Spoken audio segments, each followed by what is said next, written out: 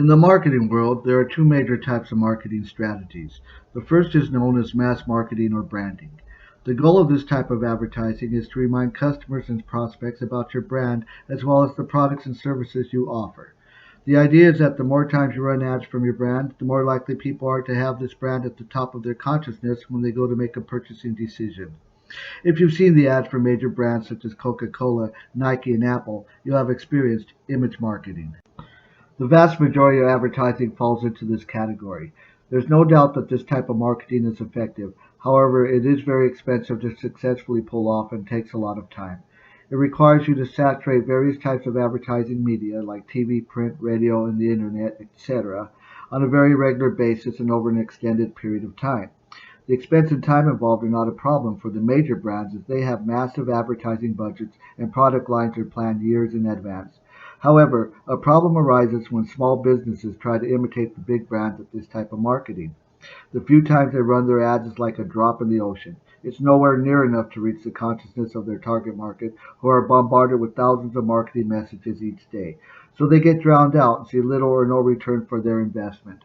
Another advertising victim bites the dust. It's not that the small businesses aren't good at branding or mass media ads, it's that they simply don't have the budget to run their ads in sufficient volume to make them effective. Unless you have millions of dollars in your marketing budget, you have a very high probability of failure with this type of marketing.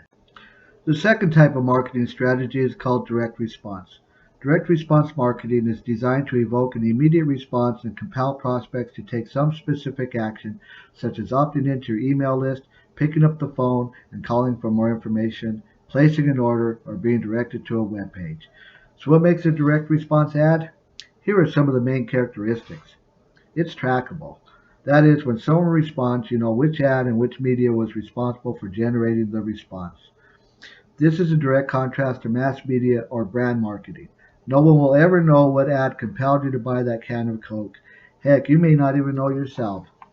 It's measurable.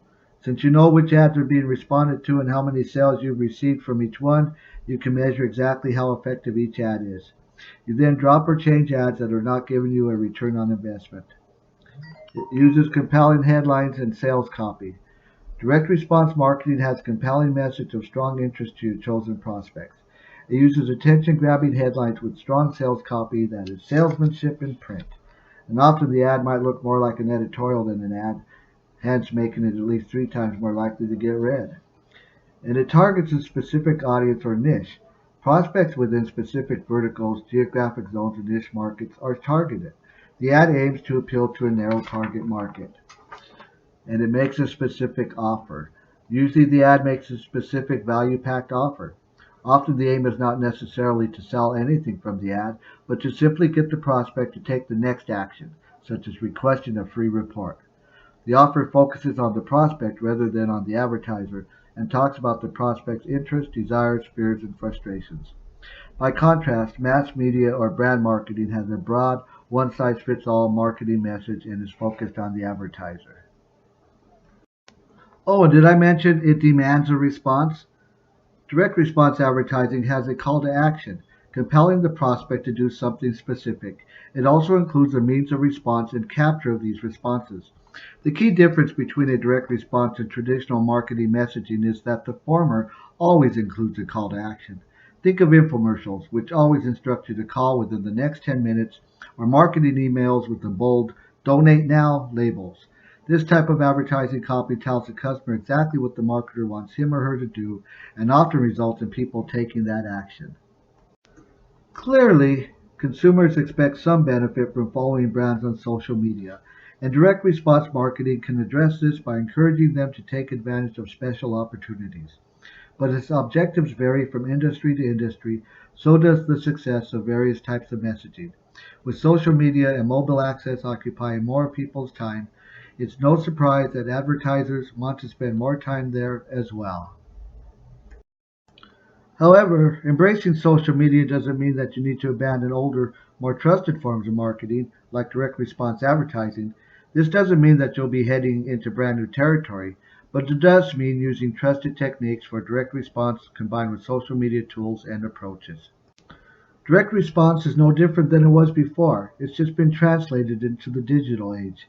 At its core, whether you're running a social media campaign or relying on postcard mailers, you're using three basic principles. You're reaching out to a large group of targeted prospects, you're fine-tuning your offers based on a specific segment of that large group, and you're using various levers for conversation optimization. For social media marketers, nowhere is there a more complex decision-making process than in the case of video, which has a great deal more variables to consider than image-based advertising like music, length, and editing, but it is effective. Facebook rolled out a video-enabled mobile app ads in late 2013, which, like their image-based counterparts, have a clear call to action embedded within the unit in the form of the Install Now button. Not to be left behind, Twitter announced that its video ads would be autoplay enabled as well. While video has traditionally been thought of as a branding exercise, these units were one of the first to marry video with direct response advertising, and they have evolved significantly since their rollout. The functionality of direct response video units will expand to be much more applicable for e-commerce and other industries in the near future. Probably the biggest thing in the direct response industry and in social media is metrics. It's all about metrics and the results that it can provide. Compared to other campaigns, direct response encourages actions that can be directly measured, allowing marketers to track conversions and thus the effectiveness of the messaging. For example, content management systems allow you to not only publish relevant content, but track the impact of that content so you can make changes. You can easily see the most popular landing pages in your campaign and how they perform so you can duplicate your success. As you drive traffic to these landing pages from your social media platforms, you can be sure that the traffic is converting the way that it should. In addition, website optimization tools and analytics have helped us understand better than ever before how consumers interact with web pages in response to direct offers in the digital space. These tools have been around for over a decade, but social media has made it even easier to reach out to customers in the digital world and motivate them to come back and visit a website. In direct response advertising, testing requires weeks to gather meaningful results, and it can be very expensive. For example, if you want to test two different headlines, you have to create a separate mailing for each, print it, send it to a reasonably sized segment of your list, and then wait for the responses to come in. Social media is no exception. Online, split testing like this is simple, cheap, and you get results in mere hours. There are many web-based tools for split testing different pages to see how they do.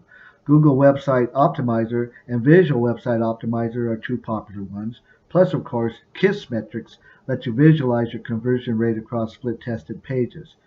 The important rule is to focus on just a few metrics for each objective so that program evaluation remains simple and one does not end up in analysis paralysis. The Internet is a direct response medium. Websites, being naturally interactive, are as direct response as you can get. Any marketing you do online, then, can benefit from the application of the principles which have made direct response advertising such a successful industry. And these are that social media helps you reach out to a targeted group of consumers on a large scale. The growth of Facebook, Twitter, and other social networks has been revolutionary.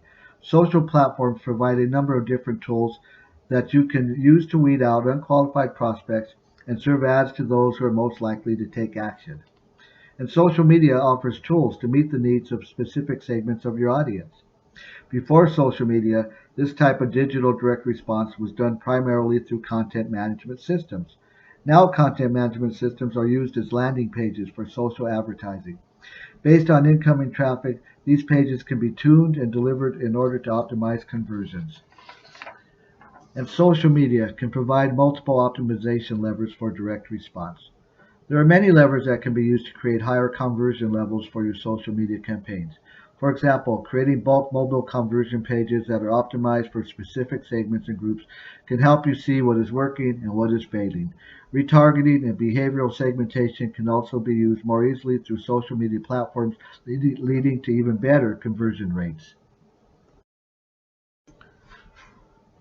Social media is here to stay, my friends, but that doesn't mean direct response is out the window. In fact, the basics of direct response success are alive and well within social media platforms, and the tools to use them effectively are getting better and better. The future is bright. This concludes this presentation. Thank you all for watching.